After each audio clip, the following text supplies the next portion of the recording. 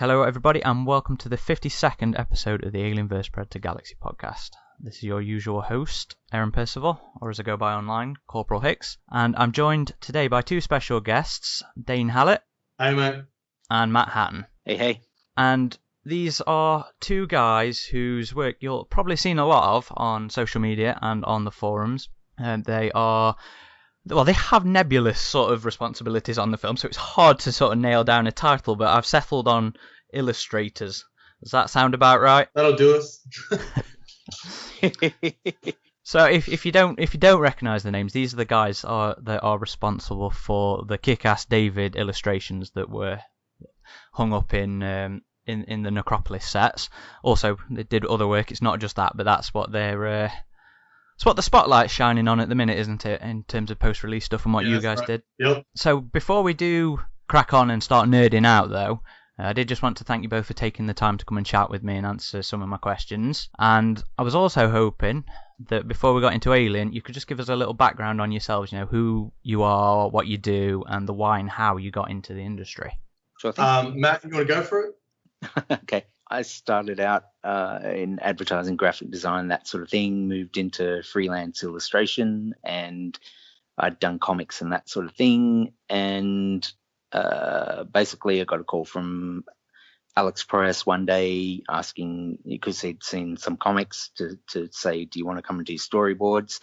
And that was great because I was just about to pull my finger out and get into film and television and that sort of thing. Yeah, and so started out in storyboards and then expanded into concept art and all sorts of different departments. And I do live action and animation and stuff. So, yeah.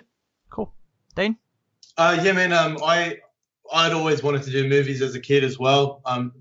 Matt and I are very passionate about films overall, but I started off working in the prop department, making props, and in the mold shop, molding stuff and replicating it. And I also I did a lot of special effects as well. I love working with the special effects guys. And then moved into doing concept art. I'd always been pretty okay at drawing, and some people, I think it was on Fury Road, people started to take notice, and then ever since then I've primarily been a concept artist. So that's quite recent then. I guess so, yeah. What's that? 2009 when I first started on Mad Max, and then one of the art directors followed on to another job, Paradise Lost, with Alex Proyas, which is where I met Matt. So yeah. Cool. So the Alien films tend to leave quite an impact on fans, especially those such as yourselves who are quite creatively inclined. Something we always love to hear from our guests on the show is about the first time they saw any of the films, any of the Alien films. Do you remember the first time you saw any of the films, and which would you say was your favourite? My first time was I watched. I think I was 8 years old, and my mum wouldn't let me watch Gremlins, and I begged and hounded, and I wouldn't let up until I could finally watch it. And after Gremlins, I was like, man, this is a pussy movie, man. I could do this any day of the week. And when I saw Alien was going to be on TV, I thought it was going to be the same kind of deal with these zany creatures running around. And no, man, ever since then, it absolutely paralytically made me afraid at that age. And then I guess it started a long and loving relationship ever since then. I don't think I was much older than that when I first saw it. My uncle got it on VHS and stuff, and I don't know. I guess my parents didn't realize I wasn't allowed to watch it because he was showing it to us. So, there was freaky stuff and everything. But the biggest thing I remember, like aside from how completely different it looked with all the Giga stuff and everything, and I've been obsessed by Giga ever since, like Dane has too. But the one big thing for me was, okay, the chestburster scene. Oh my God, that was so full on and everything. But my lasting impression was that it was hilarious, and I just laughed out loud because there's the bit where it bursts out and everything, and everybody's horrified. But then there's that bit where it's not really articulated, and it's on that sort of like mechanical track or whatever, and it just goes like that, and it looked hilarious to me, and I was just laughing and stuff. So everybody else was sort of, devastated, but I thought it was the funniest sort of Muppet thing ever. But not your typical reaction. No, I guess not. But all that other stuff, I was just so completely knocked out by all the stuff, like the way the spaceship looked and the derelict and all of that sort of stuff. And what would you say is your favourite film of the series? It's so hard, because that's another one of my big movie memories, is going to see Aliens on the big screen and everything. And I just remember I couldn't believe how long the climax went for. It just seemed to go and go and go. It was just incredible. But I think overall, I would say the first one, because the first one, it has the action, it has the sci-fi and all of that sort of thing, but it also has the sexuality that at the time, nothing was like that, and all the metaphor and everything, which I didn't get at first being a kid and everything, but later on it all sort of sinks in, or all of, and the allegorical stuff and everything. So yeah, I think it's still the first one for me. Okay. Dane, what about you? Yeah, man, I have to admit that the first one is probably my favorite, but Aliens, it's so hard to choose. I do really like the third one as well, and it's like, I know a lot of people aren't on board with it, and I understand it's definitely got its flaws, but it just comes down to taste, and there's such a dourness about it that I find irresistible. It's so gritty and merciless that I absolutely love it. So. Like Alien is probably my favorite, but the one that I watch the most is Alien 3. Much to my wife's chagrin, she's sick of it. So yeah. But luckily for Dane, we can talk in shorthand, Alien 3 shorthand, and because there are so many quotable lines from it and stuff. Right, we insult each other in Alien 3 lines. Yeah. I was always a fan of Dylan's speech. Yeah, That was my email signature for ages. That was. Oh, nice. Right. We'll call Dane 85 from here on in. Wow. Yeah, sure. So, this next one is. Sorry, I'm still laughing from that. Is a bit of a. It's a bit of a two-part you're thing. Aaron, aren't you? I go by Aaron. Actually. Aaron. Yeah. Okay. Well, that's the way the parents named it. Spelt it Aaron, but called me Aaron. But as long as it sounds vaguely like it, I'll reply. I don't give a shit. I'm that used to it. Don't call you late for dinner. I get it. Yeah. So the next one's a bit of a two-part thing.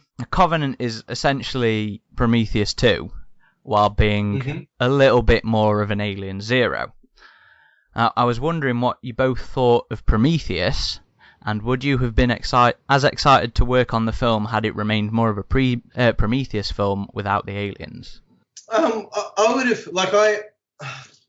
Prometheus was a bit of a heartbreaker, because I'm so into the mythology of Alien, and I mean, it does it. I mean, look, it's all there. All the patience of Alien is there. All of the, it's kind of got so many of the beats, but there just wasn't enough. There wasn't enough character to love, and it felt that it was more interested in being ambiguous than it was about being immediately thrilling, I suppose. And so, look, I wasn't a massive fan. I was pretty disappointed by it. And as for Covenant being a follow-up, I mean, I liked it better than Prometheus, and I was excited regardless because Ridley Scott was on it and because it was an alien film, and I'd only ever just wanted to, in my life, I could only have ever dreamt that I would have been able to play some kind of a role in the alien world. And I would have been excited either way, man. I've got to be honest. What about you, Matt? I'm pretty similar. Yeah, the whole thing. I love ambiguity, but I didn't feel like Prometheus, to me, it wasn't that they had all this deep backstory and that sort of thing that we only skimmed the surface of.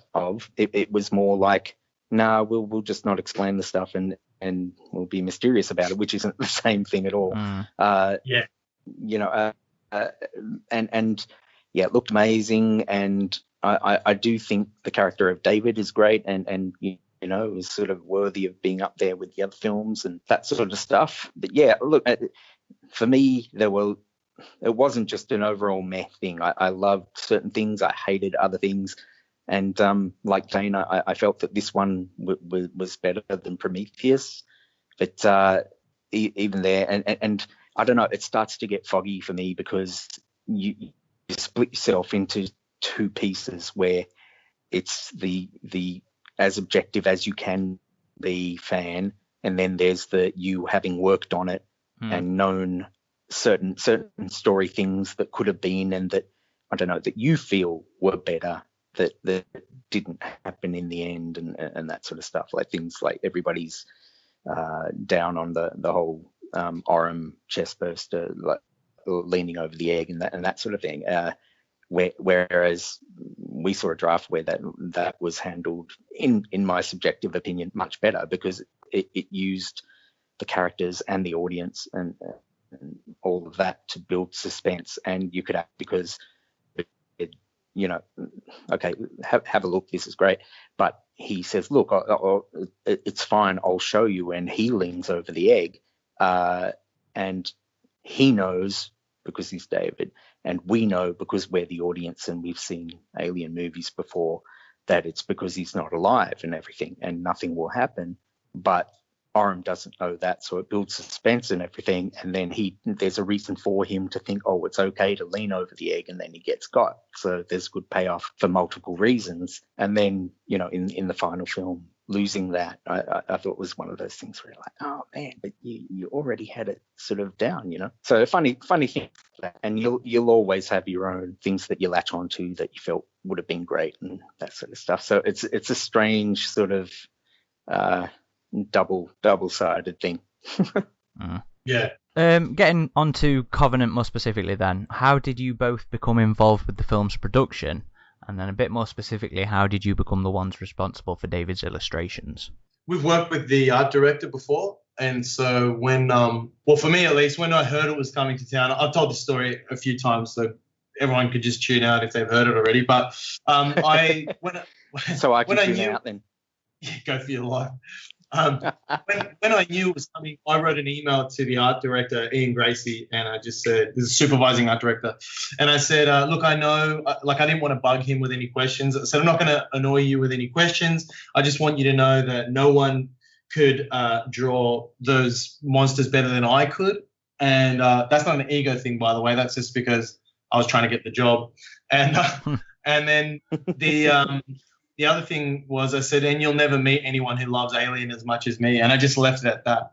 And so then I had an interview with the designer who was pretty keen to get me involved. But I think it took a little while for the job to get going. And then by the time it was up and running, there was all this talk of these pencil drawings, which when I heard about them, I said, and I think that they'd already contacted Matt, but I said, listen, you must contact Matt. Like, he will love this. And so that's at least how I got involved. And then when I saw that Matt was in there as well, because we were talking to each other before we got on it, but when I saw that Matt was in there the same day I was like, sweet, let's do this. So yeah, we'd worked together on a few other movies before, and we get on great. And so it was that part of it. It really was a dream job in that way, because, you know, to be on an Alien film for Ridley Scott and both loving it the way we do, and yeah, it was great. Yeah. So why were you so keen to do these illustrations? Personally, I mean, was that sort of style something you were previously interested in? For me, definitely not, because I'd never used a pen and quill before, and so I was a little nervous. You know, that's why there's so many sort of iterations of Geiger artwork out there that I had done, at least, because I wanted to get the style down, and I tried using pen and quill before. I tried it once before. I thought it was a joke. I couldn't understand how anyone could use it because, you know, it runs out of ink. Like, it just pissed me off. So I'd never done it. And so I was kind of a little afraid of it. But when that's what the job was, it didn't matter because I just had to dive headlong into it because, I don't know, it's just how I approach the work, really. If that's what it has to be, then that's what it has to be. So I'll jump on it, and I did heaps of those line drawings just to get ready, and I kind of fluked it into the job, I guess. Okay, cool.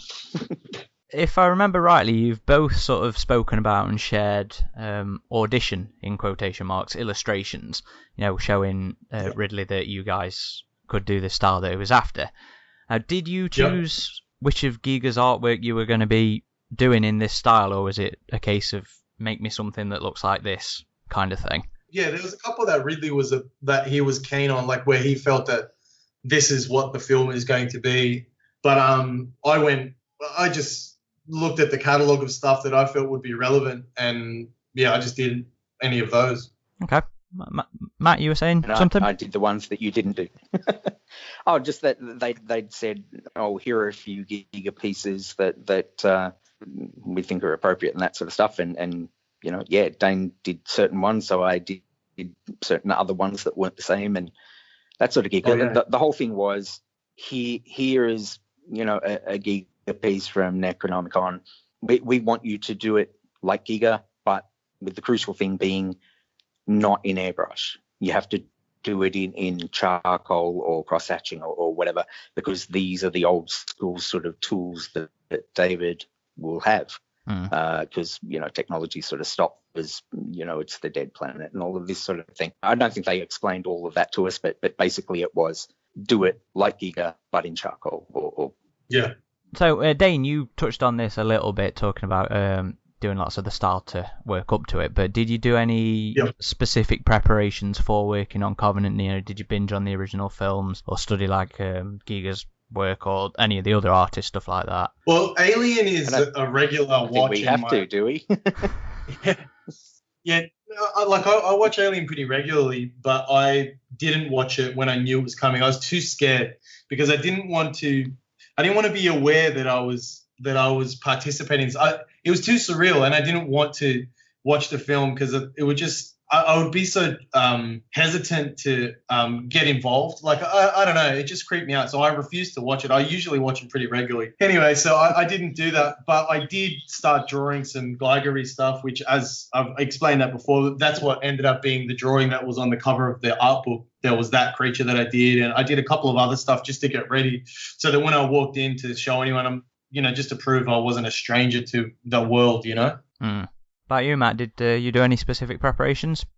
Not really either. It's sort of in our blood. I guess the only thing was those initial drawings. The other part of it too was because we're both having to draw as if we're David, as if we're the one person.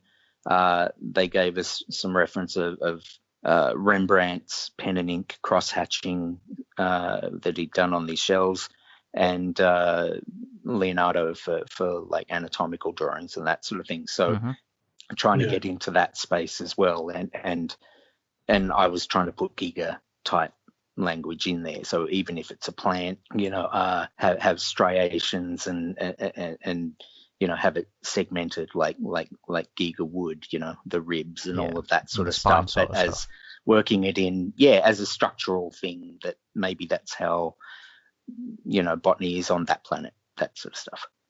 Okay, cool. Something that I think is really cool, and something that you guys have spoken about a little bit in the past, is how the illustrations are intended to represent David's descent into, robotic madness. Yep. And it's a bit of a naive question, I guess, but with that in mind, did you work on those illustrations in any sort of chronological order, so you were following the same sort of descent, or was it a case of when inspiration hit you about a certain piece, you'd roll with it? Inspiration. It's more like a fire you have to put out when you're working on a film, and every time, like those drawings, the demand for those drawings kept expanding. So it was more like a raging fire where Matt and I would just like not sleep and pretty much live together and just draw like maniacs. But I mean, it was chronological because the sets were in sequence. Like the sets went from memory, Matt, correct me if I'm wrong, it went the living quarters and then your scroll room and then the lab.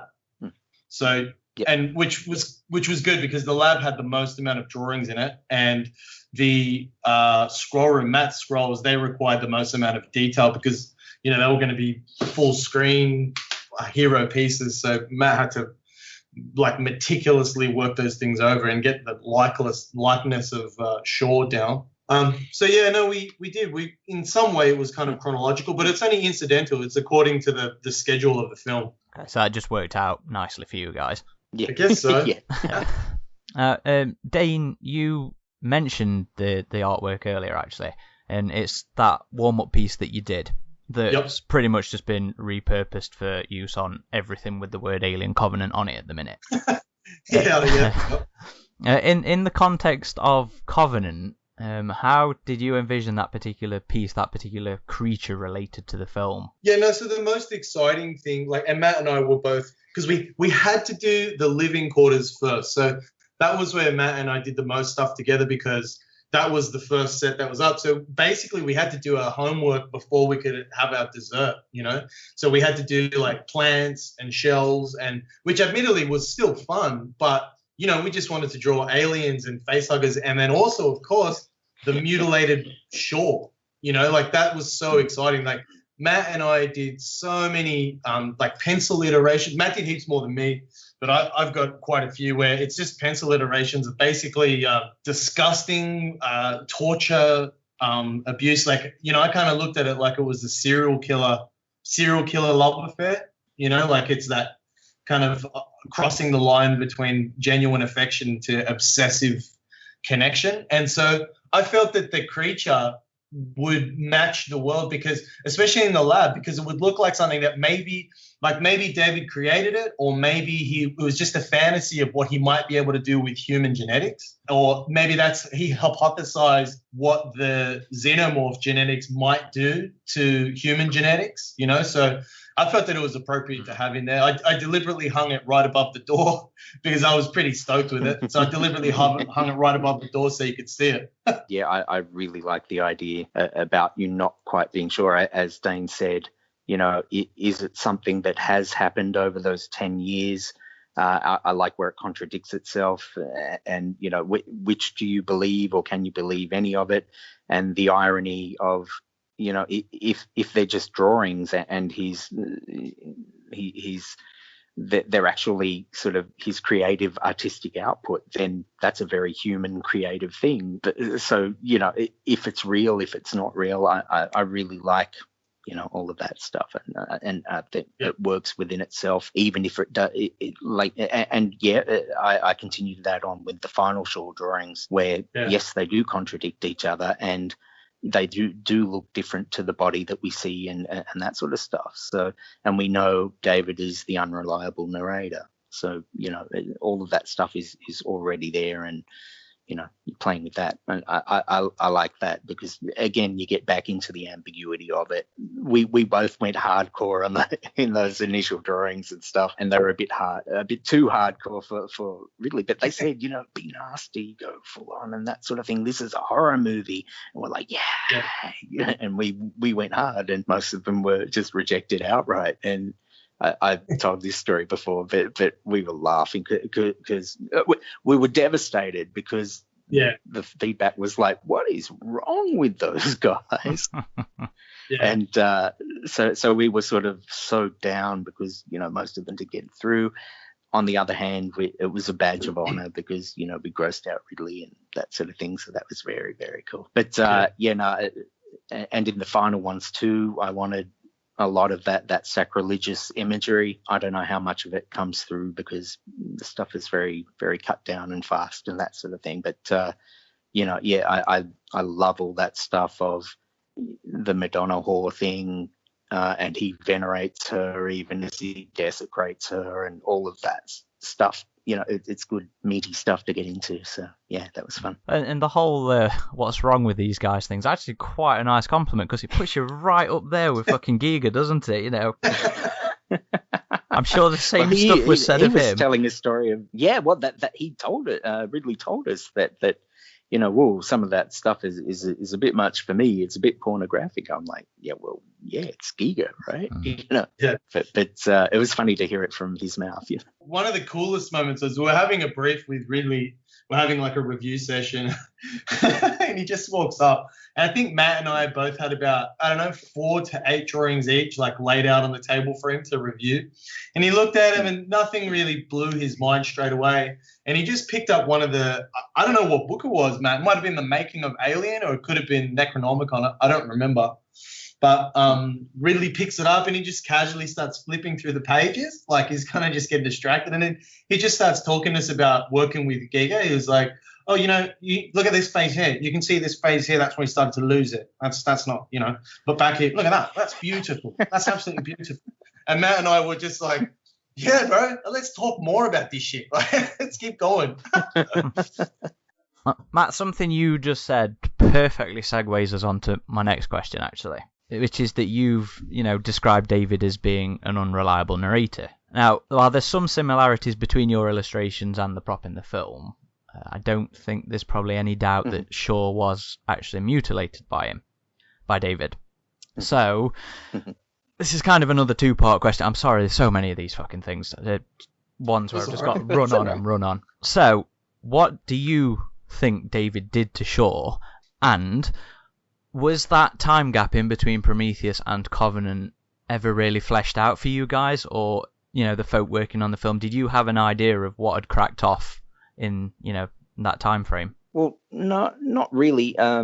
They just, correct me if I'm wrong, Dane, that they just sort of said that in between this time, he's tortured her and done things to her and everything, but they never sort of laid out a timeline or what exactly it was and that sort of thing. And in answer to your question, yes, I think he mutilated her. I think he did all sorts of things. I think he killed her, but I don't know if he killed her once or brought her back and killed her many times. Some of the stuff that I did, I had the eyes rolled up in the head or whatever. You couldn't tell if she was alive or dead or in between. That sort of, again, I like leaving that stuff, to the viewer. And, I think that sort of opens it up rather than shuts it down. And, there's a danger that everything can be very literal and reductive. And especially when we get into this sort of nightmare territory, there's so much in this film that is literal and action and all of that sort of thing that you want to make it breathe somewhere. And it's so evocative, this stuff, that the Shaw stuff is where it should, I reckon. And whether he did this to her, whether he did that to her, or whether it's actually a drawing of what he would do to her and maybe didn't, I like leaving it open that way. Okay, cool. Thank you. And something that I'm pretty sure you both mentioned on social media is that there were some constraints around just how Giga-esque your work was allowed to be on the film. I was hoping that you could elaborate on that and explain how it affected the way that you worked. So it kind of started off where, like, when we started, it was very clear. It was like, this is going to harken back to Geiger with its whole heart and soul, which of course made Matt and I really excited. But then there was a question of whether or not the Geiger estate would allow us to use the actual Geiger artwork. And around the same time, we didn't even know if Noomi Rapace's character was allowed to appear. Like, she had to approve the fact that she was going to, I guess, look pretty disgusting in this film. So it was kind of like I don't know, Matt. Does that sound right? Do you remember that? Yeah, pretty much. Yeah. It was like we were sort of waiting on the word, or if there was or wasn't. I don't know. It's all pretty murky to me, and like we say, we're not in the right spots to say exactly what went on between Fox and the Giga estate and that sort of thing. But as it turned out, I know it's weird.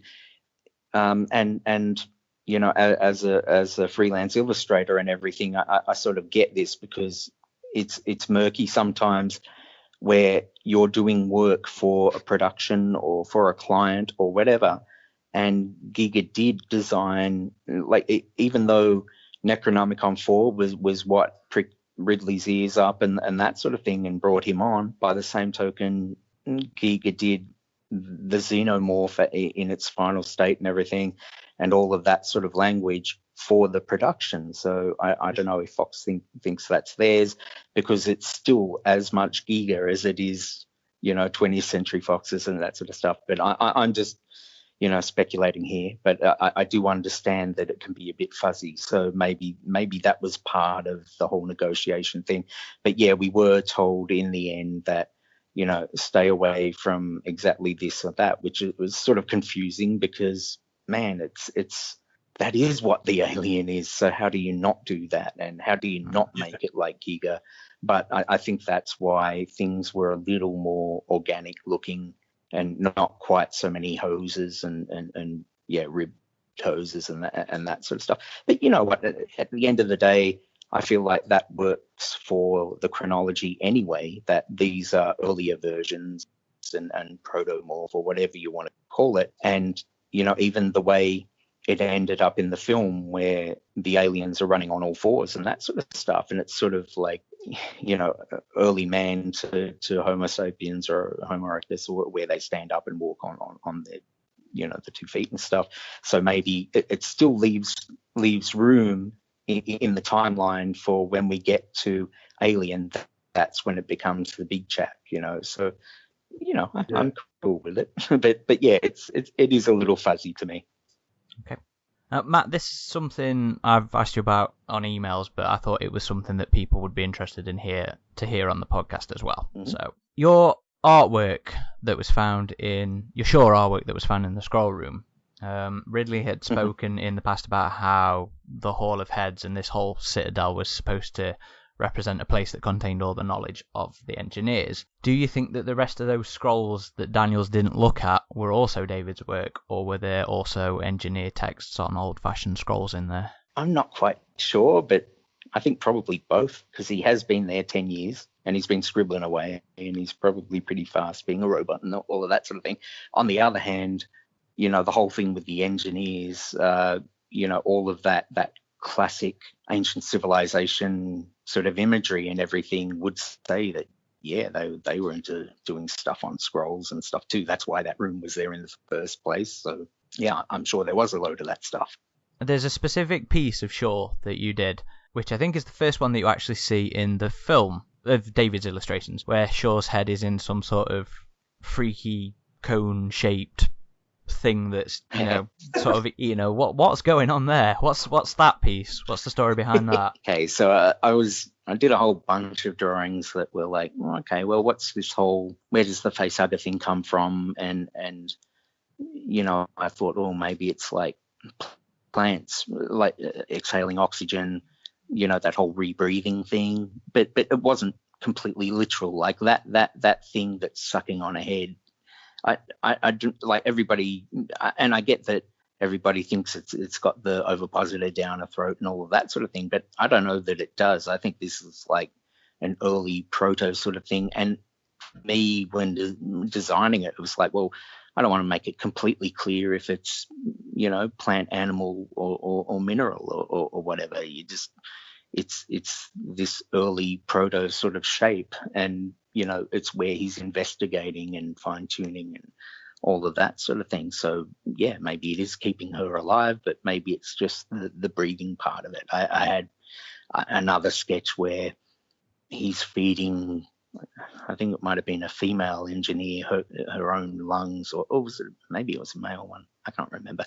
Anyway, rebreathing as a visual pun, where the lungs have sort of been plucked out and back down the throat again, so it's like circular breathing and all of this sort of stuff. So it's not completely literal, but it's just sort of, again, it's slightly ambiguous and evocative and sort of thing. So we're not quite sure what happened there, to sure. As creative folk, does that kind of open nature of it, is that fun for you guys? Do you like working like that?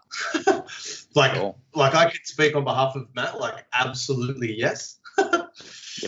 Yep. Where effectively we, that's our creativity. That's us off the leash. Like there were times where we all worked together. We worked together with Victor Zolfo, the set decorator, and we got to, confer with him all the time. But really, once we had won Ridley's trust, we were let off the leash. And nothing can be more fulfilling than that, where basically you're trusted.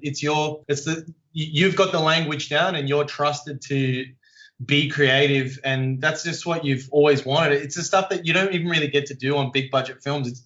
It's a rare treat where someone says, you've got the language down, you know what you're doing, go nuts. That's exhilarating. Is that true, Matt? For sure. Yeah, absolutely. But not that it doesn't go the other way as well. Like, because how I got carried away with all of that, breaking it down in internal logic stuff, like even with the plant stuff where I wrote all this backstory gear where, okay, if it's the alien, how does it grow so fast and that sort of stuff. I did one called the tumor garden because we know tumors, that's rapid growth and malignant and all of that sort of stuff, and others where investigating like fibrous plant tissue where you can increase the volume and the size without increasing the true mass of it, and all of this sort of stuff, and okay, if it's the alien's dome, then okay, we know they're afraid of fire, but what if the reason we don't see the eyes really, we get a hint of the skull in there, but generally it's that big phallic sort of dome. What if the whole surface of it is, it just sees in a different bandwidth, and that bandwidth is thermal, so then fire is going to not just burn it, but blind it, which would make it scared of fire. All of these little things. And it doesn't matter if you never see that or know that. But for me, it was a nice sort of working method to have an internal logic that Dave is trying to work things out and refine and perfect this thing, because it makes your drawings consistent. So yeah, but that's sort of the polar opposite to the ambiguous stuff where you're going into the literal side of things. But so it's all good. And the only thing about going back to that drawing with the thing sucking on a head, which the first thing that the inspiration for that was like some guy and a girl kissing, and one of them had a hoodie. Right. So that was sort of the thing for that. But it sort of bit us in the bum a little bit because certain people weren't that hot on that illustration, but I kept putting it forward because I knew Ridley would like that. And in the end, it became a bummer because he couldn't he said, I really like that. Do the same thing as that, but different. I went, oh, shit, what does that mean? So it became a thing in the end. So yeah, make it sexual. What was it? Make it sexual, but not sexy. It was sexy, but not sexual. Yeah. How would you? I don't know. Maybe that's why you guys are the creatives. I couldn't think of a way in which to do that. So, but here's the thing, man. After Ridley said that, he looked at us and he was kind of defeated too because he wasn't quite sure exactly what this is going to look like. And he goes, "You got to make it sexy, but not sexual." And then he shrugged his shoulders and walked away. Yeah, about the closest way, because it's not that he can't articulate. He absolutely can, and he's very decisive and all of that sort of thing. But yeah, remember that time when he sort of shrugged his shoulders and said, "I know it's hard. It's hard, yeah." And that was it. And left us with it. Yeah, it's pretty funny. And sort of his apology was to spend a bit more time with us and regale us with the stories and stuff. So that was pretty awesome for us. Cool. Yeah, totally. Oh, you Matt, you're proving to be quite a king at segueing into new questions for me. Who knew rambling was a strength? Well, you were talking about like the literal stuff and the real world elements of what you were doing. The next thing I was wondering was, a lot of David's illustrations are accompanied by notations. They're hard to make out, but presumably they are related to, genuine biology and stuff like that. So I was wondering if you pair had put much research into the real world, quotation marks, aspects of it and wrote those yourself, those notations. Yeah. So I sort of took over with that one. Like Matt had written a lot of stuff which got used, but because the lab contained more of those kinds of drawings, so I sort of had to do it, but there was so much to do that I wanted to. Like, I wish I had more time where I could sit down and fully inject pure mythology into every single bit of information. But it was intense because the process was really, really tricky. Ridley had a calligrapher that he really liked, and I must apologize that I cannot remember her name. She was an older lady, and she was a very well-regarded calligrapher, and really, really liked her handwriting. And so what I had to do was get the image, and then because we were really trusted with this stuff, so no one could just whack any old garbage on there. So I had to get the image. I had to figure out what text would be appropriate, place it on the image, lay it out. We had assistants. We had Megan Leonard and Emma Gracie were helping us. They'd lay out the information as to where it should go. Then that would be then sent off to the calligrapher. The calligrapher would then write the exact handwriting in the exact same position that I had to be in. Then it would come back. Then it would have to be scanned at a high resolution, then placed on top of the image that was there, and then sent off to the printer. And we also had issues with the sizing because it's just like, we're all really tired anyway, but it was a head trip to get our mind around the size of everything. And so, man, some of it is accurate and beautiful, like Matt stuff. Whenever, we could apply it, we would use it. Some of it is a direct reference to anatomy. Here's the other thing. Nothing. The clearance people wouldn't let us get away with nothing being copied from off the internet. So what I found myself doing was, if there was an organism that had like a similar kind of life cycle or trait, like say as a tadpole, I'd look up a tadpole, I'd find the text, I'd write the text, then I'd rearrange all the words so that it would be xenomorphic, so to speak, and then place it, and then give it over to the assistants to then sort it all out.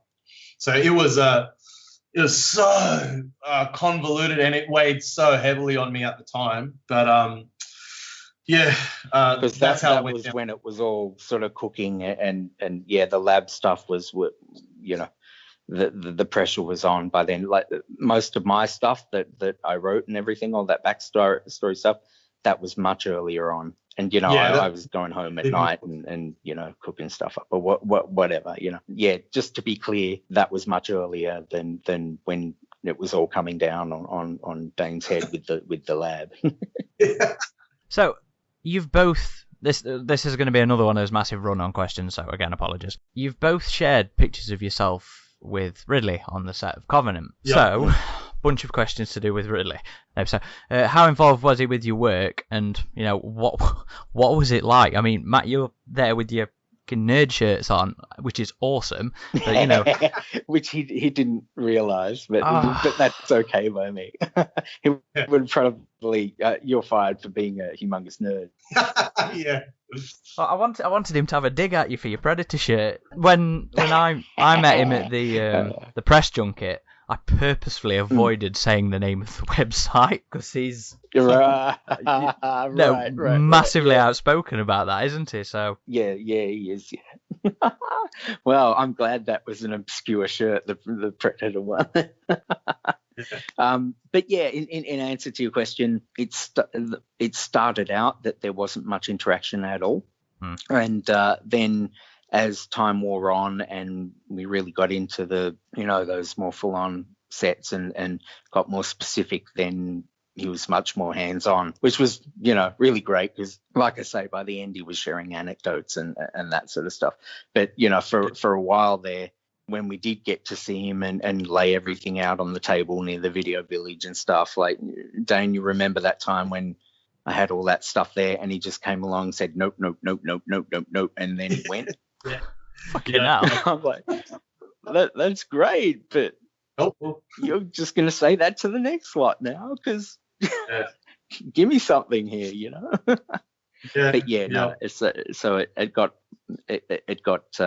we had more interaction with him as time went on. I think also he became more invested once he saw what was happening, because obviously in the script there's heaps of stuff in there and it says, there's these drawings, and he was very stringent about who got the job and how well they would, how well they'd perform. But once we'd won his trust with the Rembrandt drawings, then it was kind of okay, but we sort of didn't see him. But then when the first set was up, the living quarters set, that's when he became fully invested, and that's when he started ordering more drawings. It was like more, because he started to really, really love it, which is, of course, I mean, that was really flattering, and it was like a career high. It was great, but that's when I felt that his involvement really got it. And he said it. He goes, I never take anything home from my film, but I'm definitely taking this stuff. So that was, super awesome compliment. And that's why we got due to you as well, mainly.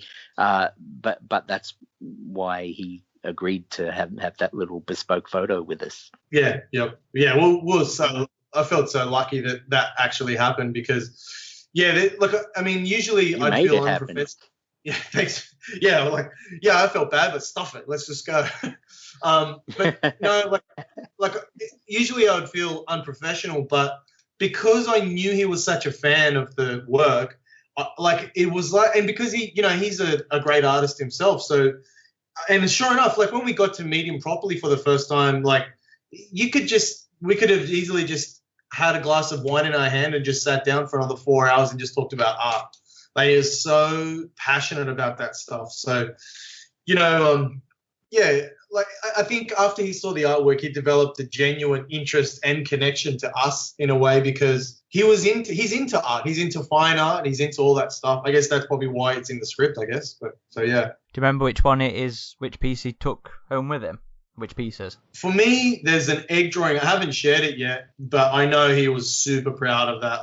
There's a couple of times where, according to the set decorator, he picked it up and he goes, "That's it. That's the film. That's it." Which is, of course, that's very, that's exhilarating. I wish I heard it for myself because it's sort of hearsay now, but yeah. I was hoping you could talk a little about some of the techniques that went into the artwork, because I think you've spoken in the past because of how demanding it was for this output of pictures, they weren't literally all, you guys sat there with your pencil and your charcoal, but there was some level of computer manipulation involved as well. Is that right?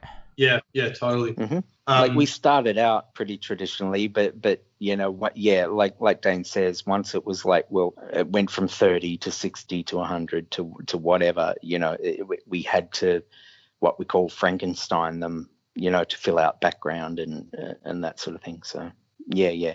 We did start off doing these really big drawings with charcoal on the lovely Japanese paper and that sort of stuff. But when we realized they were asking for squillions, it just, we had to find a faster, more practical method, and my background's in pre-press and that sort of thing. So Charlie and I went off and found a printer that reckoned they could do it. And when it got into the heat, the thick of it, as Dane says, he took over that, that sort of stuff with the assistants and everything. So yeah, it would have been lovely to do everything completely old school. And man, the guys upstairs were very jealous that we were doing, pen and ink and charcoal and that sort of stuff. But we had to find sort of methods where even if we did layers traditionally, we would massage them in and we would cut and paste and reverse and upside down and stick a bit of that illustration onto a bit of this one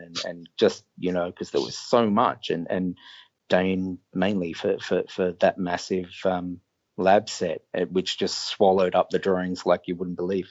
Yeah, it was a huge space vacuum. So I was so scared I wasn't going to have enough drawings. I just kept cranking them out. And Matt and I did a couple of all-nighters where, of course, doing the drawings, it was challenging, but organizing all of the text and the font. And I'm not a graphic designer by any stretch of the imagination. So, I was picking Matt's brain like crazy because I had no idea about sizing paper, prepping anything for print, man. It was it was creepy, man.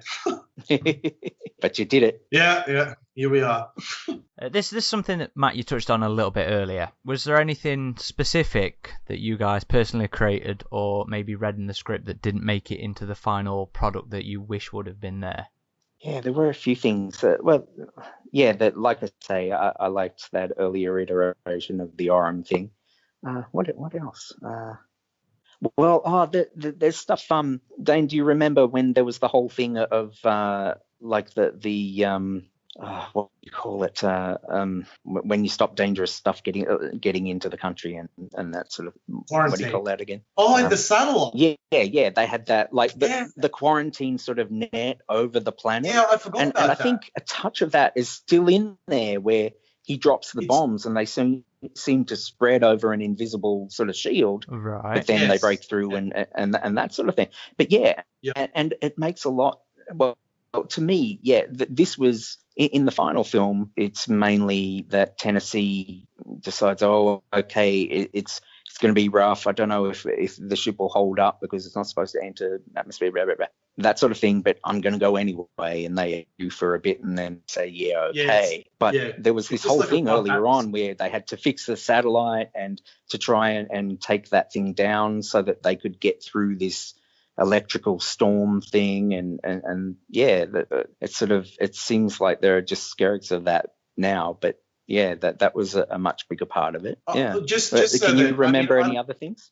No, I was going to say, just in case anyone didn't know what that was, in the script originally, the engineers had created this satellite that would protect any foreign bodies coming in or out of the planet, and that's what was preventing all of the transmissions from getting through. And that's also what stopped David from getting out clear SOSs or whatever it was that was, I think in the end, I guess it's a little less contrived what they have going on now. But there was a nice high stakes element to it, I guess, that I thought was pretty good. It did have a logic to it. And the thing of trying not to let stuff in or out, there was another logic to it in case something did go wrong with the black goo or all of that sort of stuff or aliens or whatever. So, yeah. I wondered if that's what it was in the film.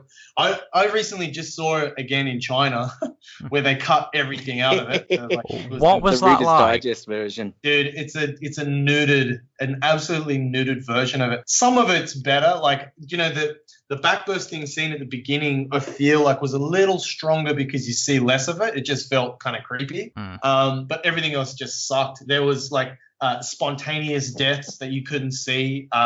There was spontaneous alien kind of reactions to nothing. The Michael Fassbender kiss is gone as well. So there was no release of that like tension that they were building the whole time. When I say they, I mean both of the Fassbenders, but yeah, it was bizarre, man. Is there anything that you wish had been in there, Dane? Any of your work or any story elements or whatever? No, not really, man. The whole time I was just vying for. I really, really hated the chestburster scene when David communicates with the chestburster and he lifts his hands out and the creature does it as well. And the whole time I was just praying it wouldn't make it in there, but it isn't. It's not as bad as I thought it was going to be, but I just there was more, right? Yeah. More of that scene. Yeah. It was some. I just remember me and both Matt and I were just like praying, like, please don't let it be. And Victor said, Dane, it's in the previs, so it's going to be in the film. I was like, yeah, okay, great.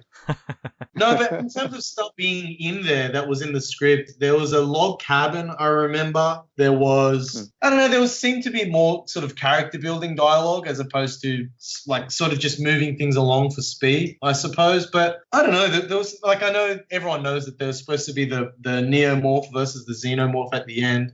I saw the previews for it. I saw it. I don't know that it would have necessarily worked. I don't know. Maybe it would have been nice to see, I guess, but that's all just hypothetical. There's no way to know. They have a little bit of that in the novelisation, Alan Dean Foster's novelisation. It doesn't receive a massive amount of attention. Basically, it went for each other, and the neomorph just gets gutted, and the alien's like, I'm the fucking king here right now. Yeah.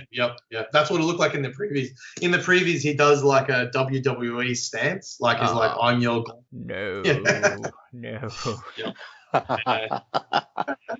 Rather than anything specific for me, and Dane and I have talked about this before, but for me, because it was so pared back to the action stuff, it became more literal to me, and the story beats became things that we've seen in many other Alien movies already. Whereas I thought some of the what was more of a mystery, going down into the catacombs or whatever, going down into Dead City, and the characters gradually discovering along the way and the building up until we get to ground zero of the lab, and then we find what's happened to Shaw, all of that sort of stuff. Losing losing that, I know we're biased, I guess, but trying to be objective, losing that stuff for action beats that we've seen in many of the movies, you know, distress call, investigate, somebody gets infected, it all goes wrong, that sort of stuff. At least some of the other stuff, I know people are like, yeah, but that's not Alien and that sort of thing, but it would have been a movie, an Alien movie that was different, and just because the onus shifted onto more of the action, I felt like I would have loved to see that, and we sort of lost a lot of it. And but even things. Sorry, go on. No, I was just going to say, just in case people don't realize, in the script, the drawings were featured. The drawings were the tapestry of the journey of David and the story of the film. And originally, it was quite creepy. What happens is, as they descend down the corridor, the drawings were up on the wall, and you saw the progression from tame drawings to disgusting lab experimentation to the mutilated shore drawings. And so there was a whole... It was kind of yeah, that's right, yeah. And so that was kind of lost. And again, Matt's right. Like, it's a little hard to say, oh, you know, that would have been better if it was in there or not. I don't know. It's so hard, but it definitely felt more patient and more of it was more stomach churning than it was a heart racing, I guess. Now, Dane, I believe there was a little bit of overlap between yourself and the creature department. Oh yeah. You were designing all these crazy creatures for David's Wall, and they were building some of them, or building some creatures. I don't know if they were necessarily your designs, but I was hoping you could elaborate on what that overlap, what that collaboration involved. Yeah, well, look, both Matt and I went into the creature department like once a week, if not for the fact that we just loved going in there. But we were referencing stuff that they had already done. But what was really going on was everyone was under so much pressure to produce, you know, really good content that what happened was we were both, like, it would have been better if we were all working simultaneously. Like, I would have loved to have drawn more stuff that they would have liked to have made. Like, Adam Johansson, the legend from Odd Studios, I think he's one of the head dudes for Odd Studios. But when he came in and saw the drawings I did, he immediately took, there's a drawing that I did of a cross section of the Neomorph, where its head split in half. He took it, and I don't know, man, it felt like it was overnight. He sculpted a version of it that, in my mind, it's way better because he resolved all of the little. No, I guess no one will really care if they look at it on screen, but Adam resolved all the little bits of information that I kind of, you know, left black on my drawing. But that was one of the coolest things that I saw get done. And then also Dominic Halston, which is an awesome filmmaker in his own right, but he came into our little space and sort of set up to do some 3D modeling for creatures. And then when he saw the drawings I was doing, he's like, man, I'm modeling that. Like, that has to be in the film. So he did a version of one of the fetuses that I did. I don't think I've shared that yet either. Oh, no, I did, actually. I think it's online somewhere. You did, yeah. Yeah, right, yeah. Yeah. Do we have any photos of that? Because that was super cool with the black inside and the clear outside and everything. Awesome. No, when I went to London, actually, Dominic gave me all of his photos, so I have them, but I left them in Sydney. I came back from London, I was home for a week, and then went straight to Beijing. So I was very, very unprepared. So yeah, I haven't even seen those photos yet. And I think a lot of us with the speed of it and all, because on that table in the lab, you know, like Dane says, the creature guys just did an amazing job. But I'm sure all of us would have loved to, rather than like Earth type creatures on that table that are all eviscerated and that sort of stuff, in there with a few face huggers and that sort of thing. Man, we would have loved it so much if we could have designed, you know, like alien flora and fauna, you know, and for that table and stuff. But just, you know, so that was a wistful thing, but that didn't quite happen. But, you know, it would have been super cool. The timing, the schedule for everyone was nuts, and because Ridley just kind of flies with what's going on, it's you never know. Like, things could get moved ahead. Like he shot so fast, so there was stuff that would just blow by, and the next thing you knew, the whole set was already wrapped, and I was like, oh man, then we're up next. You know, we're all running out of time. So yeah. Like I mentioned earlier, you guys are pretty well known for these illustrations at the minute, but you've also been sharing pieces of prop concept art as well. Oh, yeah. Yep. Did you have like just a tiny brief period where you were doing that kind of thing before you moved on to the illustrations? Yeah, that's right. But like, man, I didn't think Matt and I would have let it change hands. The drawing of the big drawings was so like intensely like dead set on doing it that we weren't going to let it get away. So even when we were still drawing prop concepts and stuff, we were still really just biding our time until we could do some big disgusting drawings. But remember that time when like Chris had me on I don't know, some 3D thing or something. But yeah, the light. I jumped around and doing weapons and all of that sort of thing too. But yeah, there was that day when Chris realized, and he'd asked me to do the stuff, the prop stuff or whatever, and then he realized, oh shit, Matt's not doing the David drawings. What the hell? You're back on these. Yeah, get back to work. Because I was like, shouldn't I be doing David drawings? This is cool and everything. Don't get me wrong, but what? Yeah. Chris Seeger's production designer, by the way. Sorry. Yeah, I was going to ask that actually. Your involvement with Covenant didn't just end after you'd finished creating David's illustrations. I was hoping you'd tell us a little more about what happened after that. I think, Dane, you were involved with the actual on-set decorating, and then didn't you both go on to do some work with the marketing department? So yeah, like while the film was happening, I was kind of jumping in between doing the drawings, kind of overseeing the printing, and then putting them up in the space because, they all had to tell the story, on the wall. But after the film had finished, I went to LA I wanted to pitch a book where it was just Matt and my drawings because, we did so many of them that we could easily fill a book. And I think it's something that the fans would love. Definitely. Oh, man, like I've never had, like every day was like a wedding day where everyone would just come up and people I didn't even know were just going, oh my God, I love that drawing so much. Can I have it? I'm like, oh yeah. I don't know if it really works like that, but who knows? Maybe we could do a book. So I put a pitch together. I made a pitch. I think it looks pretty awesome. I went to Fox in LA, and it kind of turned around on me. Like I walked into the meeting. I first met with 3 a.m., which was the marketing kind of team, and then she referred me to Alison Temp, which is a lovely girl over there. She then set up a few meetings at Fox, in Fox Studios, and I met with all of the marketing team there. And they had already done some of the drawings. Basically, the Regal Cinemas prints. With that picture on it. Yeah, yep. And there's the spliced egg is on one of them and all this kind of stuff. And they were showing those drawings to me laid out on nice paper and stuff. And I was like, wow. So the pitch kind of flipped around where they were showing me this stuff. And they were like, do you have any ideas? Do you think this is good? And it became less about a book and more about marketing material. And so that was all well and good. And they all said, look, we're definitely going to do something. We're definitely going to do something. And then I left, and sure enough, around Christmas time, they called me to do some, there was an animation, and I immediately just said, well, Matt has to be involved. So I got Matt in on it. So we were both do. Also, we were both working on Pacific Rim at the time. And I think Matt had just finished, and I was still working on Pacific Rim. So I couldn't do the work anyway. What's that, man? Didn't I come back? I came back in.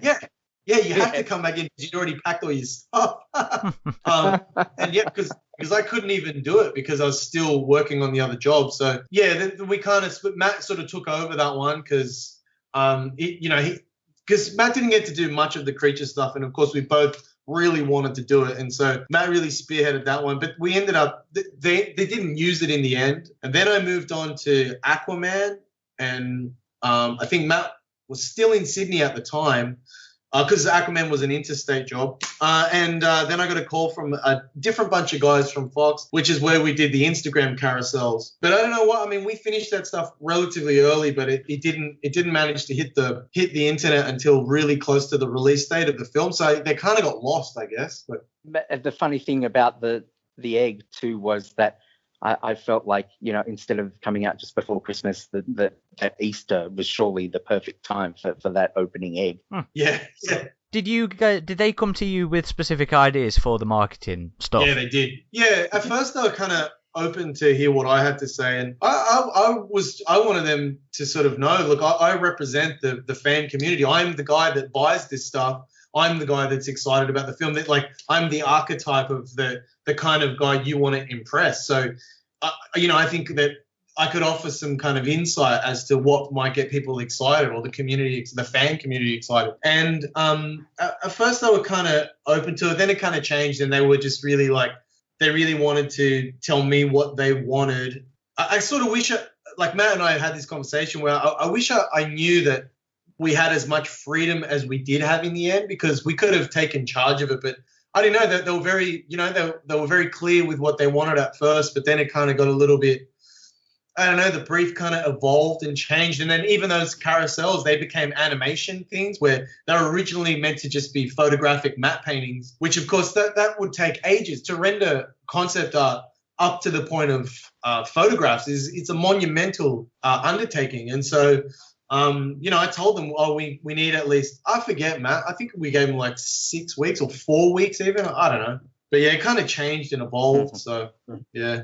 Now, you mentioned the book, actually, the David's Diary thing. Yep. Is that looking likely to actually see release? Because that would be fucking awesome. I would love something like that. So the book, look, I don't know who to speak to at Fox about it, but I left them with they have the concept for the book outlined there. But in the meantime, I've been approaching publishers to try to get them to look after the licensing rights so that I don't really need to deal with it. They can basically pay Matt and me to put the book together, so we can really make sure the text is right and all that kind of stuff. I don't know, look, if our social media accounts keep getting the amount of attention they do, it's going to be really easy to convince them that people will want to see a book like that. So it's been really good because everyone's been really supportive of our stuff so far. So that's really nice. Yeah. Did you say you didn't know who Fox to speak to about it? Yeah, like the guys that I met were marketing guys while I was there. And so what happens then is once they're sort of done with marketing, then I guess they kind of leave the project,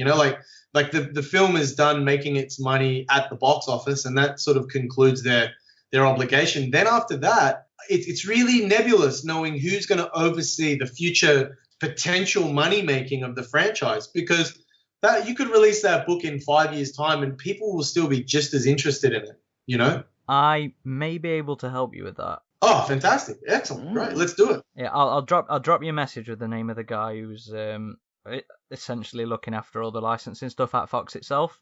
Awesome. That's it. That's who I need to speak to. Like the concept's done. Like the outline of how we present the book is there, and I think it's going to follow. This is how I would like to see it happen, and I know Matt feels the same. Where it basically follows on from David's progression. It goes from the kind of naive nature study kind of stuff through to the lab mutation-y kind of stuff, and then finally to Matt's gorgeous renderings of the mutated shore. Would it involve like lots of, I suppose, his musings as well? Present it as a narrative. Yeah, I would love it to be. What exactly I always thought, was that not just in the images, but also in the notations, where at first it seems sort of innocent and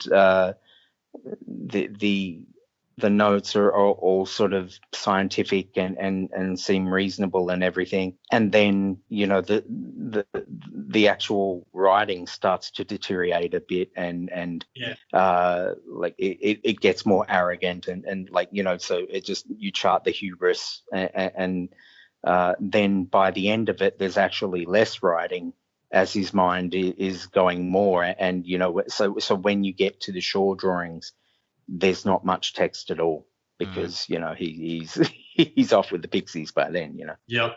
Keeping on the subject of marketing related stuff, Dana, I think it was you who mentioned in a previous interview with the fellas from the Perfect Organism podcast that you'd nearly starred in a viral piece yourself, which never ended up being released. Matt and I. Both it ended up being me, yeah. I was hoping you could elaborate and tell us what the hell this unreleased viral piece was. What were you doing? Well, there was so 3 a.m. were looking after additional kind of footage and storyline stuff, and I guess so they must have been the ones that did the prologue stuff. Like they would have overseen that. Yeah, that's right. And so there was all this other stuff that they shot as well. Obviously, Walter 79 was the biggest deal, and I thought that one looked really awesome as well. But there was bits where David, like, who knows, maybe this stuff will end up on the DVD, but there's bits where you can see David doing his drawings, and they were shooting an actor over the shoulder, and sort of, like, there's a whole script for it where you could sort of see his musings on what he's doing. And yeah, I mean, one of the last days, and actually poking and prodding around too. Yeah, there was real meat on Sarah. Yeah. They did shoot it, but I guess, it's yet to see the light of day. Who knows? And tell the story about your being left-handed. Oh yeah, that's right. Yeah, so I'm a lefty, and so we have this whole thing with, I didn't talk to Ridley about it, but someone did. Like, is David left-handed or not? And he's not. So that means that Matt was the one that was going to be the hand of David. Did you actually end up doing it, Matt? Then? Yeah, they showed it and everything. Oh, cool. Which was funny because that was after the main shoot had wrapped. So we kept going all the way to after wrap. Yeah. Still doing little drawings and stuff for them. Yeah, that was awesome. Yeah, you're right. Now, which one of the others' illustrations for the film would you guys say was your favourite? So, Dane, what was your favourite piece of artwork from Matt, and vice versa? I think I said this before as well. I loved Matt's. Matt has a version of Shaw where, since seeing it again in China, I know that it is in the film, and it's the one where she's basically, her face is separated from beneath the nose or the lip, the top lip, and her face just turns into viscera. It's just disgusting, but I love it, man. First of all, the likeness of Shaw, bang on, of course, and the tiny little details in the little strands of flesh, which may or may not be dry or wet. You can't tell. It's a nightmare. It's awesome. I love it. So that's my favorite. About you, Matt, favorite of Dane's? Oh, the one that's, I'm so happy that it's not on, the art book and the toys and everything. That the bust of the alien that Dane did. That's my absolute favorite because, like I said, it's absolutely in the world of Alien, but it's also absolutely Dane's style. So I adore that one. I think it's fantastic. Thanks, Matt. You're a legend. Now, Dane, you got you attended the world premiere of Coven. You flew over to London. What was that like? Have you done many other actual world premieres of the films you've worked on? How did it compare to that kind of experience? I don't remember. I think the Mad Max one might have been the world premiere. I can't remember. The London one was awesome. That really only happened because I was still working with the marketing team up until the day before I left to go to London, really. And they, I kept on asking them, when's it going to be and blah, blah, blah. So anyways, it ended up happening so I could leave to go there, which was excellent. And it was great because I hadn't seen my wife for a long time because I was working interstate. So she came along and, we got to do all the Hollywood kind of stuff. It was fun, man. It was great. I actually spent a lot of time talking to Yuli, I forget the name of the character that he plays, but he's got a beard. He's the guy trying to operate the yeah, I know what you mean. Yeah, I know his name's Yuli in real life, but he was a sweetheart, man. He was an absolute legend. Oh, and Benedict Wong as well. Benedict Wong walks up the stairs and he sees us talking to Yuli, and he insists on taking the photo. Like we thought, we're like, yeah, let's get a photo with Benny Wong. That's great. But he just took the camera and took a photo of us together. And I was like, oh wow, okay, man, thanks heaps, bro. That's really nice of you. Oh, cool. I'm glad you enjoyed that. Yeah, no, it was great. So now, the film's other works behind you, the film's releases behind you. You've touched on it a bit briefly. We know you thought it were better than Prometheus. But what did you think of the finished product when you finally got down to, actually watching it? Yeah, so I felt that there was problems with pacing in that I've said this quite a few times actually, and I know Matt tends to agree with me. I feel that it was a film that was so much more concerned with being an action horror than it was being a horror, or at least a horror with heaps of dread. And mystery. And so that kind of, to me, was a little bit demystifying. One scene I really disliked was when the Neomorph is just hanging out outside the temple and you can just see it run into the roof. It just runs up the wall and goes in. And I was like, That's a good example of, like, I would so much prefer that information being inferred, so we're scared as the audience, like real life. Like if something's around the corner, it's scarier than if it's just hanging out in front of you, you know? So yeah, there's just little bits and pieces like that that kind of irked me, I guess. But I mean, overall, I was still happy with it. So yeah. Matt, what did you think of the finished Alien Covenant? Yeah, well, like I said, I sort of went into that before about it became more like other alien films we've seen instead of its own thing. And I get the whole thing that they were between a rock and a hard place, because last time, they were criticized because I thought this was an alien movie, you got no aliens in it, and then you put an alien in at the end. This time they gave him an alien movie. Oh, you shouldn't have listened to us. Why did you put aliens in? Just because we all said we wanted aliens in. So there's all of that. I honestly don't remember that being an issue. I really don't. Right.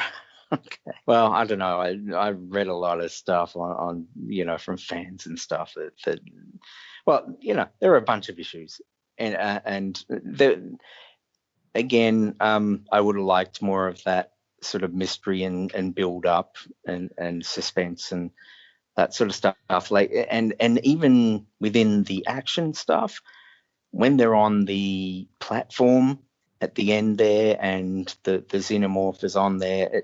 There's that bit where it goes for the crane, and then it's inside the crane, and she gets it, and all of that sort of thing. And it's not even like a big action beat when it sort of falls out of frame to frame right sort of thing, and then it's sort of gone. And I thought, well, surely it should have been a bigger bang than that. And even, I don't know if they were trying to infer that the jaws of that crane were like another alien or something, or the tongue or whatever, and that's why it lunges for it and it goes for it, and that sort of stuff. I don't know, that stuff didn't seem clear to me whether it was one thing or the other.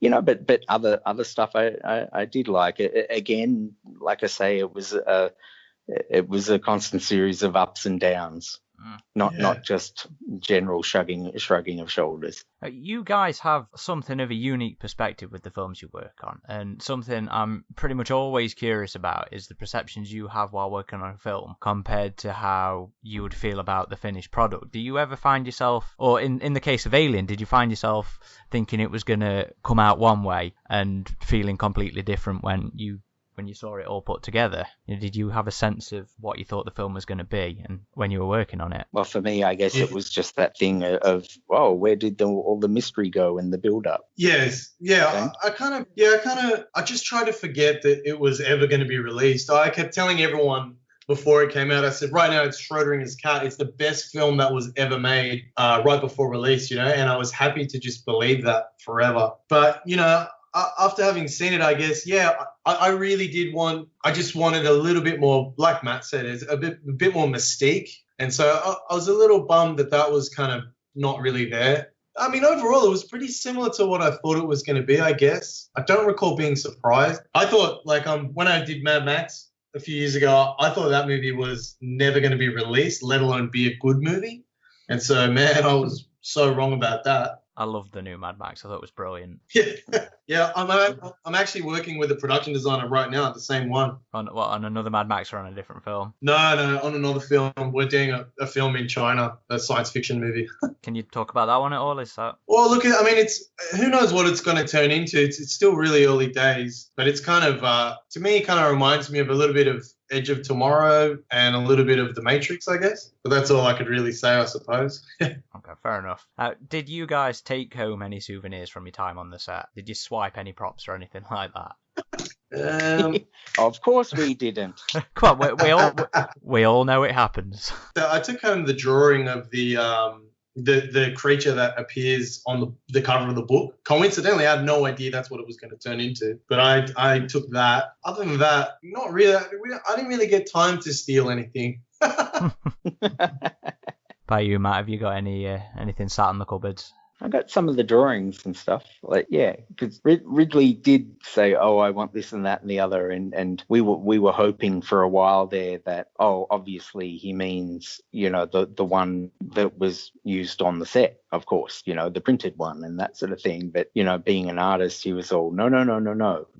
I mean the original drawing too. And we're like, you know, Yeah. couldn't get it past him. And then we'd hear through his assistant that, don't forget that Ridley wants this, that, and the other, you know. Yeah, he was all it, man. Yeah.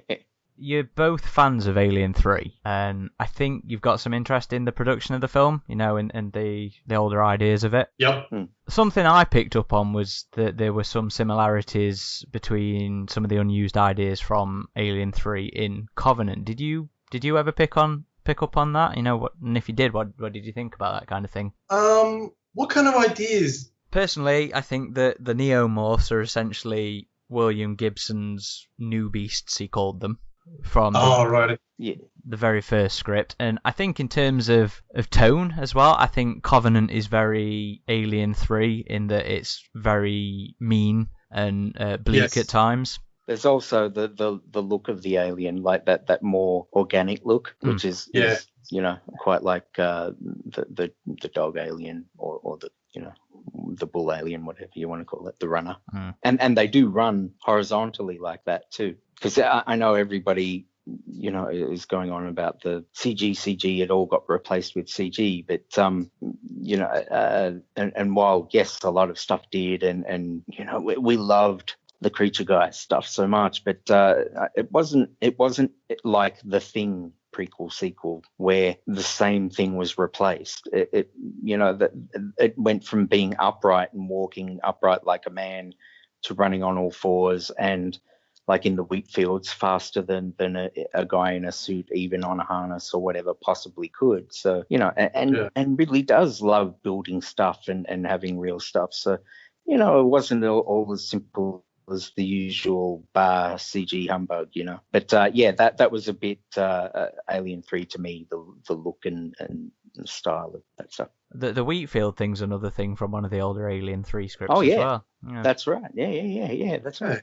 I forgot about that. Which they ended up riffing on in Jurassic Park. Yeah, so on. Yeah. So I do actually have a couple of Alien 3 related questions. See. So, you know, we're steering away from Covenant at this point. So, Matt, you shared a picture on Instagram of an Alien 3 cover you did for an old gaming magazine, is that right? Yeah, that's right. Yeah, that's right. Tell us about that job. I just started doing covers for that magazine back in the day when, you know, everything was low res and you couldn't use a 3D grab or re-render or whatever for everything. So that was super cool. And obviously, you know, it's a little more colorful and that sort of thing than a Giga piece. But, you know, I was so happy to be doing. Look, I can't even remember what the actual game was, like which Alien game it was. But, you know, I was just so happy to do an Alien piece, you know. But yeah, I did covers for them all the time. Yeah, I presume it would have been for one of the Alien 3 ports because they did a fuck ton of games when that was coming out. I used to love that Mega Drive game, the Alien Mega one. I still have it plugged into my telly, my Mega Drive, with that game in it. Oh, no way. Awesome, man. Hardcore. Well, I found it in a bargain bin, the cartridge, and I didn't own a Mega Drive at the time, and I just picked it up and went and brought a Mega Drive eventually, and it's just that Sega Saturn with Alien Trilogy. Oh, yeah, Alien Trilogy. Constantly plugged into my TV. And there was one for like the Commodore 64 or something, though, that I remember, and it was super basic, but the mood was so great because, you know, it was all about the sound design and that sort of thing, and then you shit yourself because the thing would be right on you, and it was either Jonesy or it was the alien, but it scared you either way and stuff. But, was that the Pac-Man one, or was that the one where the robot, the AI, kept changing between the characters so you never knew who it was going to be? That sounds more familiar. I don't know. I have to go and look it up, but yeah. So, as fans of Alien 3, how did you guys feel about the prospect of Blomkamp's Alien 3.2? Can I just say, man, like Blomkamp has admitted, like everyone's so bummed about it, but I feel like that's such a short-sighted point of view. Like, you know, he's a more than capable filmmaker, but he himself has admitted that he's much more concerned with high concept kind of world building than he is about the stories, which is fair enough. That's the kind of films that he likes to make. I like watching them, but I don't think that the loss of Alien 5 was going to really hurt the franchise. At this point, so much stuff has happened to the stories that anything we get now, we're lucky to get. And the fact that, whilst, Covenant has its flaws, Ridley was the guy who originally did the first Alien. The fact that we got it, I mean, if anyone had the license to kind of play within the field or in that sandbox, it was him. Like, it was his right to do that. So, I don't know, man, I'm kind of happy. Like, I would have loved to have seen Hicks and stuff, but I love Aliens. I do absolutely love it, but I don't like the happy families at the end. And I understand that a lot of people are right into that, and I don't hold that against them. But for me personally, I'm so much more of I love The Shining. I love, that French movie, Irreversible, where it's basically just like the twisting of the knife. So I like that kind of stuff. So that's just me. I kind of feel the same way as you, actually. No, I can never pick between any of the first three for a favourite. Yeah, good on you. I love them all the same, and I especially love the bleakness and how harsh Alien 3 is. So I was always in two minds about Blomkamp's thing. On the one hand, I love his style. I think he's like Ridley a lot in the way that he's got a great eye, but he's not necessarily a storyteller. A physical script writer. You know what I mean? Yep.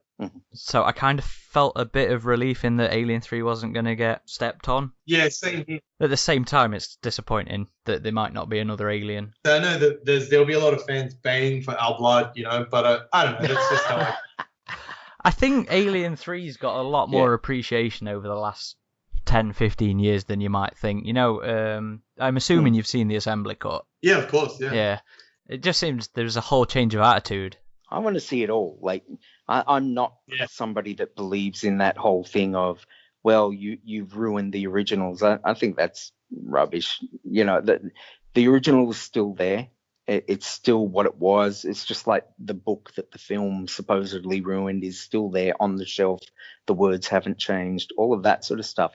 I understand that if you have a bad experience with the sequel or whatever, it's hard to get that out of your head when you go back and watch the earlier film. But for me, those other films, they're still as it was. So, I like Neil Blomkamp. And I love District 9. I don't think his other films, have been fantastic. But I do want to see how he tackles the alien world and that sort of stuff.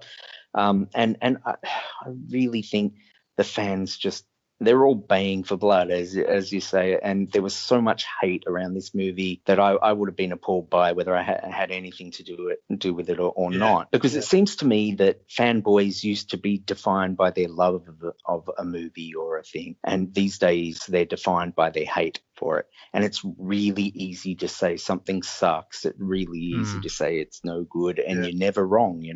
You can just say, oh, well, that's crap. It's much harder to put yourself on the line and defend something or say, well, you like something or whatever. Anyway, so, I know the fans that there's so much controversy about it, the whole thing about Ridley, and I think they really overstate Ridley supposedly dictating to the studio and that sort of stuff. Yeah, this is the same studio that put out, yes, sure, Ridley, you can have final cut on Kingdom of Heaven. Yeah, absolutely. Go for your life. We'll release the cut down abortion of the film, which is the theatrical release. But no, they honored him. He got final cut. It was the director's cut. And they showed that on 2 cinemas, I think it was, in LA for 1 week or whatever, some ridiculous thing that just, they couldn't get sued because they'd supposedly fulfilled the contract and that sort of gear. But, it's, sure, Ridley got his way if it suits them. But, it's just not that simple sometimes. And I think people really overstate it. And where this is concerned, I wouldn't mind seeing The Thing because I want to see more Neil Blomkamp stuff. The only thing I sort of don't like is the whole "it's all a dream" sort of. Let's get rid of the other stuff. Like that's a pretty lazy premise for a movie. And considering again, getting back to the thematic stuff about Alien, it does all come back to Ripley. It all comes back to, your sense of self, motherhood, the other, the alien, the sexual thing, all of that, and repeatedly coming back to the character of Ripley. So, and I know everybody hated that the way, Hicks and Newt were killed off and that sort of stuff. And it'll never be a perfect world because, as we all know, Alien 3 was doomed before it even began. And for me personally, there are things I love, but I find that both of the main versions, whether it's the bull or the dog, the second act for me is messy. And even in the other cut, the in terms of storytelling, if you capture that alien, and they do, even if it gets out again, it's neither here nor there. It will never have the threat that it did because we already know you can capture it and that sort of stuff. So, there are pluses and minuses for both versions and all of that. But for me, I also love Sigourney Weaver's performance. I've said this before, that I feel like, okay, I know she got nominated for Aliens and she was fantastic, but Alien 3 is, for me, her best performance of any of the movies. Yeah. Anyway. Matt, do you think there's much room for Alien outside of Ripley then? I mean, obviously we get it with Prometheus, we get it with Covenant, but... that's a great question, yeah. It kind of disappoints me in that every Alien that we've had that doesn't have Ripley in it, in terms of the films, is always...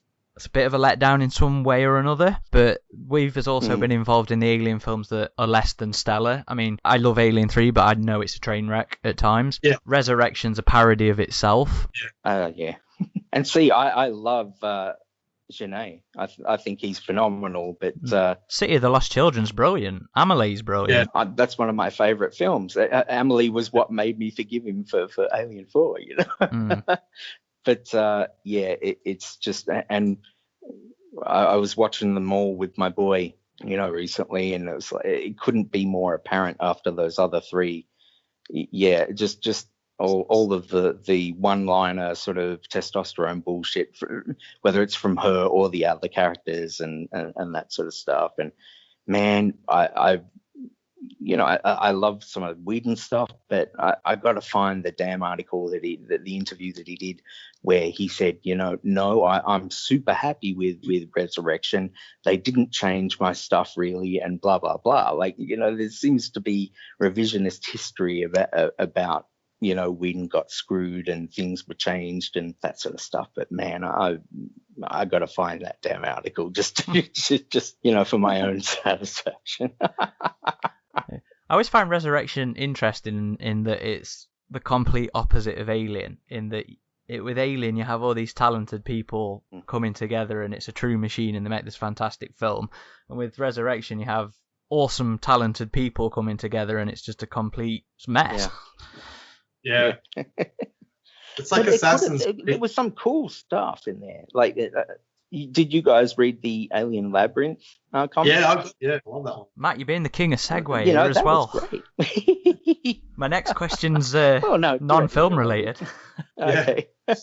So, next question is, how much of an interest do you guys take in Alien outside of the films? I mean, are you interested in the comics or the games or stuff like that? Yeah, as a kid, I collected all of them. I had all of the Alien comics. I had all the Predator comics. In fact, when I was in year 5, me and my friend Louis, we fully, before I even knew that there was Alien vs Predator comics, we were writing Alien vs Predator stories. And I was drawing them and he was writing them with me and I was so proud of it. And then the day I discovered a comic shop, I was like, holy crap, man, they fully are doing what we were talking about. And, I spent maybe at least 2 years, maybe 5 years of my life just blowing heaps of cash on that stuff. And I don't know, I guess that's where, Labyrinth was one of the better comics, actually. Some of them kind of sucked, but Labyrinth I liked. Top 3, I think, Labyrinth is. Yeah. Yeah, and so much of Resurrection is sort of that story. But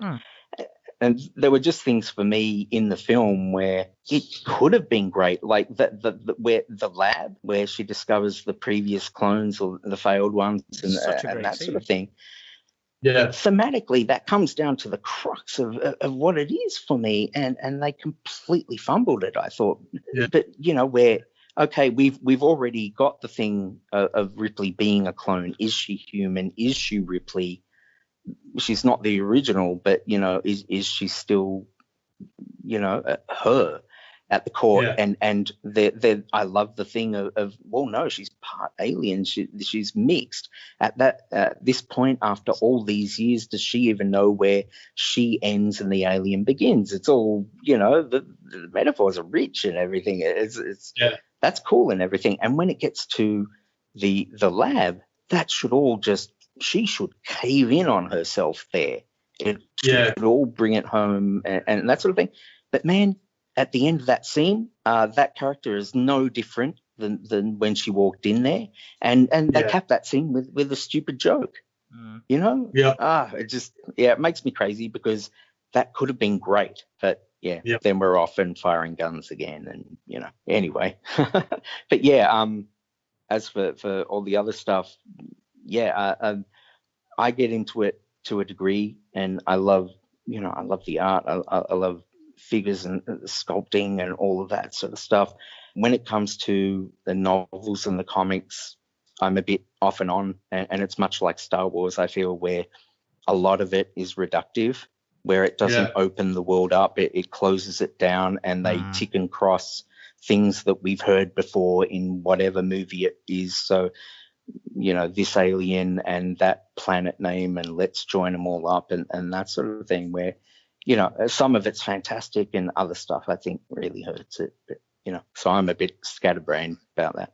I agree with you in regards to that, and it was one of the things that I was really scared about. There was that rumor about Shaw being related to Ripley, and it's that it's that kind of, which was a rumor and people believed instantly, and the knives were out instantly, even though it was, what was it, Daily Mail or some rag or whatever, and there were a number of things like that, and everybody jumps on it like it's gospel. And Ridley admitted that they did toy with the idea early on, but then fucked it off because they thought it sounded daft as well. That's the thing, that's that blue sky stuff, but then people read into it and put words in their mouths and all of that. So it was so much fun though, reading all that stuff while we're on the job. Like, it was like going through the looking glass, because we would be reading that stuff every day. Matt and I are always on movie websites and like reading about what's happening, and we would be on the receiving end, like looking at that fans, stuff. Yeah, exactly. And then, but now we're sitting at the computer, we've read the script, we know everything, and we're watching the fans speculate. It was so much fun. I appreciate that they're different mediums, but would you guys ever want to play in your own comics? Would you guys ever want to draw and illustrate the anything for like Dark Horse? Man, like if Matt and I were together, if Matt wrote it, because he's so passionate about like awesome drama, and then I guess if we both drew it, man, that would be sick. Would kill it. I almost did stuff for Dark Horse many years ago, but didn't happen for a number of reasons. I couldn't. I went over to Dark Horse one time, and that was super cool. And I saw like original Jeff Darrow stuff for Hard Boiled and all of this. Yeah, was pretty great. But after that, I think came the Olympics and all of that sort of gear. But anyway, long story short, there was another instance where Dark Horse in the 90s did this thing called Dark Horse Down Under, and it was like an anthology thing, and it was supposed to run for 6 issues.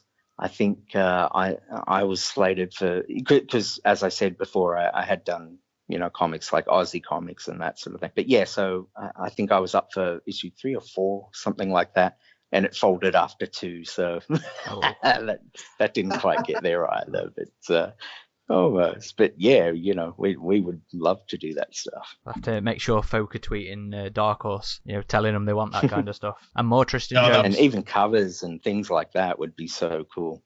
Yeah. Well, that's actually everything from me. I do have just a couple of questions that the community wanted to ask you. It's literally only 2, so we're nearly done. I did warn you it was a literal fuck done. That's all right. It's been fun. Our pleasure. So Protozoid, I imagine this one's going to be quite self-explanatory, but Protozoid would like to know why you think David did these drawings in the film. You know, was it an expression of his desire for creation? Like all of them, or the shore drawings, or No, everything. Why was he drawing? Why did he take to pen and paper? well, I don't know how well this kind of came through in the movie, but in the script it was pretty clear that he's he's the product of creation, and he's on a crusade. Like he is in some way such a huge admiration of creation, and he says it, I guess, in the film. He goes, "What do you believe in?" That's so, yeah. He goes, "What do you believe in?" He goes, "I believe in creation." And I guess it's, it's all about, the feats. I think artistry is some of the coolest things that humans get to do. Like it's just something that's kind of, it's almost like it's not even evolutionary anymore. It's not even about survival. It's another side. It's another facet of our soul, I guess. And I think that's where David's kind of coming into it. Like, at least that's my point of view on it, Matt. Yeah, I absolutely agree. It's the creation thing, because he's a construct. He wants to prove that he's more than just some, clockwork thing. And because he's impotent, he can't reproduce, he can't do that sort of thing. He wants to create in it's an extended metaphor. Like it's both overt and, the subtext of it.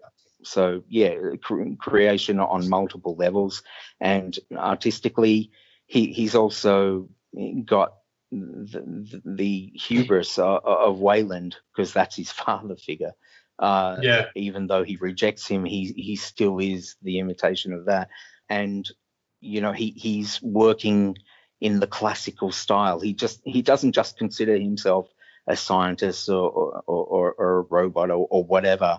He's creating. He and using art as so, which is why I like the thing that to make the lines blurry about, maybe he's not just recording what he's done. Maybe we can't believe what he says, that he's done or hasn't done. Maybe this is actual art, and it's horrific because he's imagining these atrocities. But the irony of it being an act of pure artistic creation too is great to me. So, and he does love the aping the masters and that sort of stuff. So that's where the whole Rembrandt and Leonardo thing comes in too. So yeah, it's the hubris as well. That's what's so cool about it. He is convinced he is the master artist. Like he's way better than a god, because the xenomorph is the perfect organism. He's convinced he's going to make this incredible thing, and when it comes to creation, he's the king of it. So that kind of he didn't start it, but he'll perfect it. Yeah, he's better than it. He's better than his creators. Like he even says it in Covenant, and it's an exciting theme, man. I really like that, and I think that's why the drawings they're pertinent. Okay, well, thank you. And Dane, last one of our guys, Evanus, not sure how I pronounce that. He would like to know if Nathaniel Dean's character in Covenant, Hallett, was specifically named after you. No. So this is what happened, right? In the script, it's spelled Halle with one T. My last name is Halle And when I don't know what it's listed as in the credits, but I know that when they released the marketing stuff, they definitely spelled it with two T's. But I went around to all the posters I could find everywhere, and I would just draw another T on all of the. So when you on film, there's always cast, there's always walls with all the cast on there. They're cast photographs, and I just went up to every single one and snuck another T in there just to try to get it happening. And, didn't even know that. Yeah, no, but I'm yet to see. I forgot to pay attention to the credits. I don't know if it's changed on that yet. It might still only have one T, so I don't know if I succeeded. But no, it's just coincidence. It was there. Cheeky bastard. But I just remember the day, we were reading through the script, and I'm like, dude, there's a guy named Hallett, and dude, you die. Yeah, man. It's good. Once again, sucks to be you. Well, that's everything, guys. Thank you for taking the time to chat with me and answer my nerdy questions. Before we do just disappear, is there anything that you'd like to say that I haven't giving you a question or an opportunity to put across. One thing that I have just relished so far is being able to thank the people that helped us out so much. And, the fact that Victor Zolfo gave us the job and then believed in us, Katie Sharrock was there as well. We haven't really talked about Victor much, but yeah, he was great. No, yeah. Yeah, but he is definitely a huge part of it. So yeah, there's heaps of people encouraging us and helping us along the way. So yeah, I don't know. I want to thank Victor at least, and also Emma Gracie. I was actually going to put a picture of him on the Instagram account just before we got on here. So I got to finish doing that. Oh yeah, nice. You'll love it. He won an Oscar for working with David Fincher on Benjamin Button. All right. As a set decorator. Yeah, so it was cool because, David Fincher did Alien 3, and so I tried to, get some secondhand information, but I don't think David likes to talk about it that much, even to his friends. So. No, one ththing that I do want to say thank you to is all of the positive, encouraging things that everyone said to me on Facebook and Instagram as well. I really appreciate it, and it's very encouraging. Thank you so much. I'm so grateful to hear from everyone. It's excellent. Thank you. And that goes double for me. As normal, I'd just like to thank everybody for listening, everybody who comments on the podcast and has been sending us emails and messages and stuff, letting us know what you think, whether good or bad. All feedback's good feedback. Don't forget to make sure you're following us on Facebook. On Facebook, we're Alien vs Predator Galaxy. On Twitter, we're at AvPGalaxy. And Instagram, if you just like looking at pictures, is Alien vs Predator Galaxy as well. And the homepage is, of course, avpgalaxy.net. So make sure you're keeping an eye out. Make sure you're checking us out for the latest on Alien and Predator. And Dane, Matt, before we go, you guys have your own social media pages and stuff like that as well, don't you? So if you just want to plug those, let everybody know where they can find your stuff online. Sure, man. I've been just releasing all my stuff on my artist page on Facebook. So that's Dane Hallett artist page on Facebook. I'm not used to Instagram. I got stuff on there. I'm still acclimatizing it. It's a little hard for me. I'm just getting onto the socials too, so I'm just on Instagram, and it's just Matt Hatton, MATTHATT0N. Okay, cool. And I'll of course drop links to those profiles on the actual podcast post page, so you can just click there. So yeah, that's it. Thanks again, and cheers. Thank you. So this is Aaron Percival, aka Corporal Hicks. This is Matt Hatton. This is Dane Hallett, last surviving crew member of the Nostromo, signing off.